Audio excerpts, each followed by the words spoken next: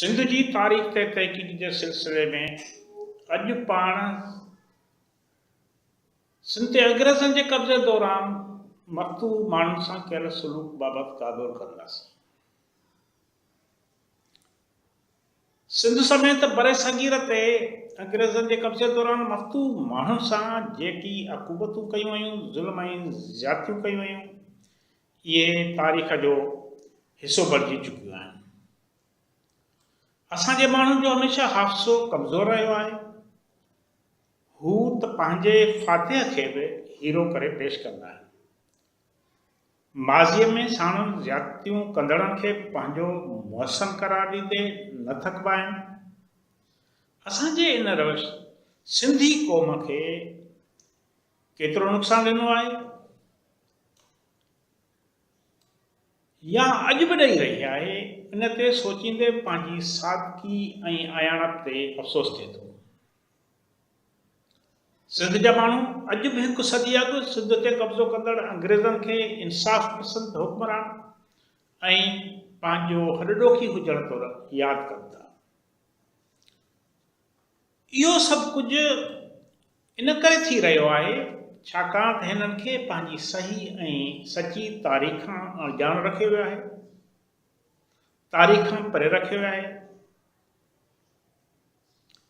अंग्रेज़नि सिंध फ़तह करण वक़्तु हितां जे माण्हुनि सां कहिड़ा सलूक कया, इन बाबति संदनि लिखियल किताबनि में सबूत मौजूद आहिनि। नई मिस्र जा पुराणा वर्क नाले किताब जो अंग्रेज़ लेखक एस्ट्रिक अंग्रेज़नि जे सिंध ते कब्ज़े बाबति जेकी सबूत ॾिना आहिनि, इहे अंग्रेज़नि जे मक़ामी माण्हुनि सां तज़लील जूं अहिड़ियूं साख़्तियूं आहिनि जिन मां साबित थिए थो त अंग्रेज़ न असांजा ख़ैरख़्वाह हुआ, न वरी हू इंसाफ़ पसंद हुक्मरान हुया, पर हू हर फ़ातिह वांगुरु इंसानियत जे मिड़नी क़दरनि खां ख़ाली हुया।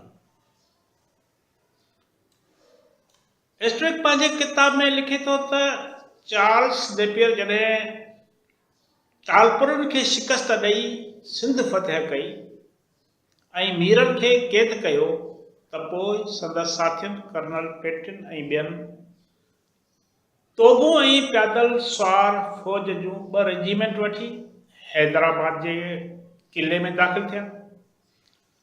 आफ़ीसरनि ऐं सिपाहियुनि सां ज़नान खाने में दाख़िल थियण शर्त हिन हुकुम कयो त जेकी कुझु संदनि वटि पैसो, ज़ेवर ऐं क़ीमती शयूं आहिनि, उहे आणे ॾियनि। पोइ ज़बरदस्ती मीर करम अली जे ज़नान खाने में घिड़ियो।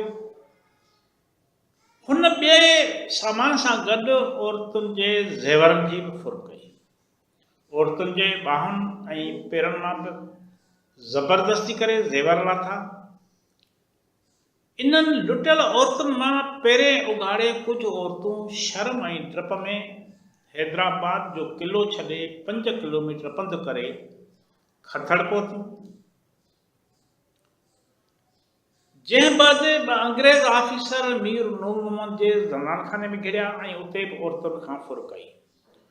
उन्हनि खे मजबूर कयऊं जो इहे पहिरें पंधु हूसड़ीअ ॾांहुं भॼण ते मजबूर थी। मीर सूबेदार जे घर जी हिकु औरत कुझु रुपया कमर पट्टी में ॿधी छॾिया हुया। अंग्रेज़नि खां भाॼ दौरान संदसि चेल में ॿधल कुझु रुपया हेठि किरी पिया, जंहिं ते अंग्रेज़ सिपाहियुनि खे हिकदम पकड़े संदसि तलाशी वरिती ऐं कमरबंद टोड़े पैसा कढिया विया। न फ़क़ति इहो, पर हर हिकु औरत खे कमरे में वठी संदसि पेरनि, ॿाहुनि, कन ऐं नक जा ज़ेवर लाथा विया। क़िले में कंहिं बि मर्द खे अचण खां मना कई वई ऐं मीर नूर मोहम्मद ऐं मीर नसीर खान जे घर जे औरतुनि खे 2 ॾींहंनि ताईं क़िले में बांधी रखियो। एस्ट्रिक पाण लिखे थो त उन्हनि औरतुनि खे पाणी बि न थिए ॾिनो वियो, न ई मानी ॾिनी थी वई। नेपियर जे हुकुम ते अंग्रेज़ आफ़ीसर ऐं सिपाही मीरनि जे 500 ॿारनि ऐं औरतुनि खे 2 ॾींहं क़िले में वाड़े वेठा हुआ। ॿिए ॾींहुं बि ऑफिसर ऐं सिपाही औरतुनि वारे तरफ़ आया। हुननि बंदि दरनि खे कुहाड़ियुनि सां भञी खोलियो, बाक़ी रहियल औरतुनि खां बि ज़ेवर खसिया। वरी उन ॾींहुं साॻियनि ज़नाननि कमरनि में अंग्रेज़ फौजी ऑफिसर घिड़िया ऐं अलाह ताला वारियो। ॿियो त छॾियो, पर पाण खे दुनिया जी सुधरियल क़ौम करार ॾींदड़ अंग्रेज़नि औरतुनि खां जिस्म ते पातल चङा कपिड़ा बि लहिराए वरिता। कुझु नौकर औरतुनि ते तशदुद बि कयो। सभिनी औरतुनि जी झड़ती वठंदा रहिया। मतिलबु त हुननि औरतुनि जी हर तरह जी तज़लील कई।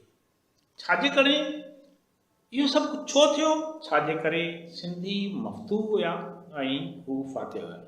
मफ़्तूअनि सां, शिकस्त खाधल माण्हुनि सां, कब्ज़े हेठि आयल माण्हुनि सां दुनिया जे हर कुंड कुछ में इहो ई हशर थींदो रहियो आहे।